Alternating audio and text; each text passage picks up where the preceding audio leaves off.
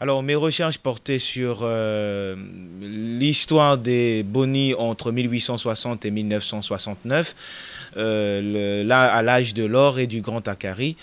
Cette histoire, j'ai essayé de mettre en évidence ce que les sources orales et les sources écrites m'ont apporté. Alors, travailler sur la mémoire, ce n'est pas une chose évidente. J'ai essayé tout de même de concilier le travail de la mémoire et de l'histoire pour pouvoir écrire le passé de ce peuple-là. Alors, cette histoire concerne bien sûr cette population, mais qui est en connexion entre 1860 et 1969, en connexion avec les Amérindiens, les créoles qui vont remonter le fleuve pour pouvoir exploiter l'or. Aussi, je mets l'accent sur l'activité, du moins la prise en charge de l'administration coloniale puis départementale de cette population-là. Cette épreuve s'est déroulée dans, comment on va dire ça, c'est une épreuve effectivement, être en face de 5 personnes compétentes dans leur matière spécifique, des membres du jury constitués, si vous voulez, des spécialistes d'histoire de l'oralité, de la Guyane, notamment Serge Mamlamfouk, de l'histoire coloniale, Myriam Kotias, etc. Et Wim Bergen, spécialiste de l'histoire des Boni aussi, la période, si vous voulez, 18e siècle jusqu'au début du 19e. Alors, des questions sur le travail, on te renvoie à des pages, les choses qu'on a mal expliquées peut-être, des choses mal dites, et essayer de défendre le projet. Qu'est-ce qu'on entendait par cette problématique-là? Alors, dans ce travail-là aussi, j'ai essayé de voir comment une société sortie du marronnage va être confrontée à l'univers du colonisateur. Et l'activité aurifère va transformer la société, va transformer cette société. Les pratiques capillaires qui vont se transformer, les pratiques vestimentaires, culinaires qui vont se transformer, l'architecture, puisque les Boni vont imiter le modèle architectural guyanais, c'est-à-dire du littoral. Ainsi de suite, bon, voilà en gros, mais le plus difficile de ce travail, c'était de travailler, si vous voulez, sur la mémoire, puisqu'aujourd'hui, n'oublions pas, avec l'instrumentalisation qui est faite de cette question-là, mais il ne faut pas oublier que chaque peuple a sa façon de concevoir la mémoire historique, parce qu'il y a la mémoire collective, la mémoire individuelle, la mémoire catégorielle, mais la mémoire historique est quelque chose, du moins, qui s'écarte des autres mémoires. Comment travailler sur cette question, puisqu'on dit que tout ce qui rappelle la mémoire est aussi, on ne peut pas tenir compte, c'est du mensonge, la mémoire peut s'effacer, ce n'est pas du vrai. Et donc j'ai réussi à travers cette thèse de dire qu'on peut travailler avec cette mémoire, comme on travaille avec les textes écrits pour pouvoir écrire l'histoire.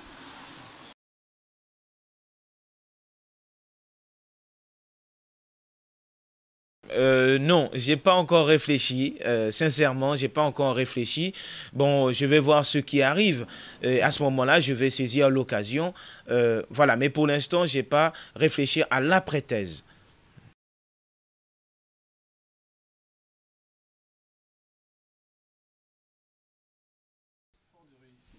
Je ne sais pas.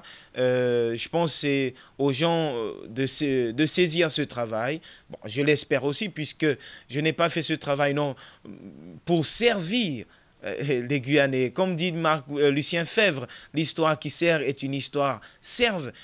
Mais j'aimerais que ce travail devienne un outil pour ces populations, pour les Guyanais, pour les Créoles, pour les Hmong, pour les Amérindiens, pour les Haïtiens, surtout les jeunes générations, pour construire des hommes, des citoyens libres et conscients.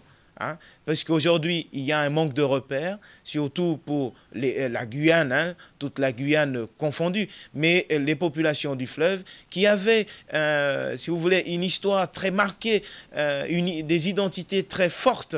Aujourd'hui, les jeunes générations ont perdu plus ou moins ces repères-là, puisque la question de la transmission orale de cette histoire est presque en panne aujourd'hui. Donc, Ce ne sont pas les jeunes d'aujourd'hui qui vont aller questionner les anciens, puisqu'il y a un fossé qui s'est créé entre l'ancienne génération et les nouvelles. Mais en tout cas, ce travail peut être un moyen pour eux de retrouver les éléments d'une histoire que leurs parents ne leur transmettent presque plus.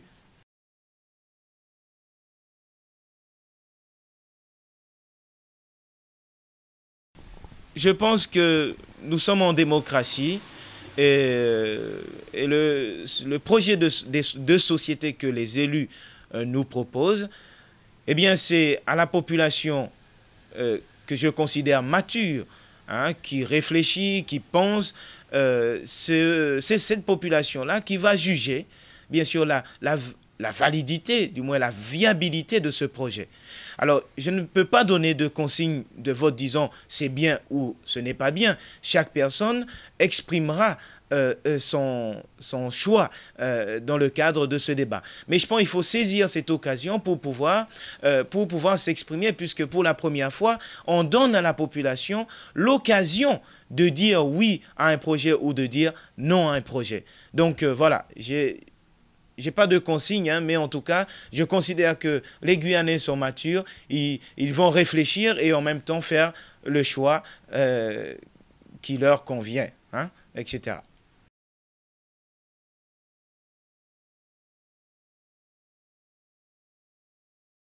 Non, l'école sert à quelque chose. Nous avons besoin, pour pouvoir s'affirmer, d'une instruction quand même. Intellectuelle, c'est sûr, pour pouvoir exister aujourd'hui. Surtout, je pense aux populations du fleuve. L'école est venue chez ces populations-là, on va dire les Boni en particulier, dans les années 60-70, et que ce n'est qu'aujourd'hui qu'on a pu atteindre, si vous voulez, le stade de doctorat, etc. Donc, c'est un exemple. L'école peut être un moyen pour ces jeunes générations.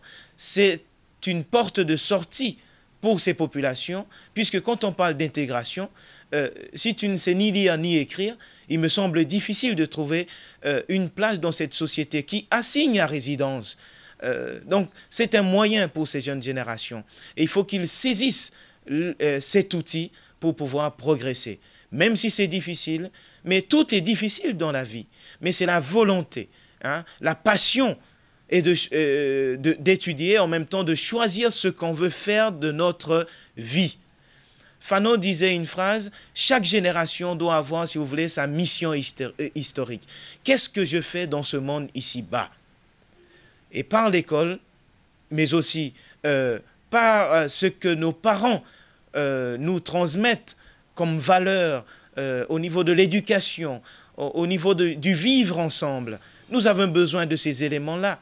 Nous avons besoin de notre appartenance culturelle, ethnique, comme vous voulez. Mais en même temps, l'école, c'est le lien. C'est l'école qui fait le lien entre les autres sociétés. Et en Guyane, on a plus que besoin des Créoles, des Amérindiens, des Bushinengues, des Haïtiens, des Brésiliens. Hein, ces jeunes-là ont besoin de l'école pour pouvoir s'en sortir et exister. Puisque sans école, on ne pourra pas s'en sortir. Et la Guyane a besoin des hommes capables de penser pour pouvoir agir en âme et conscience. Hein, puisque si on ne connaît pas, on nous instrumentalise. Quand on ne connaît rien, on nous manipule. Mais à partir du moment où on connaît, on peut dire non ou on peut dire oui, consciemment.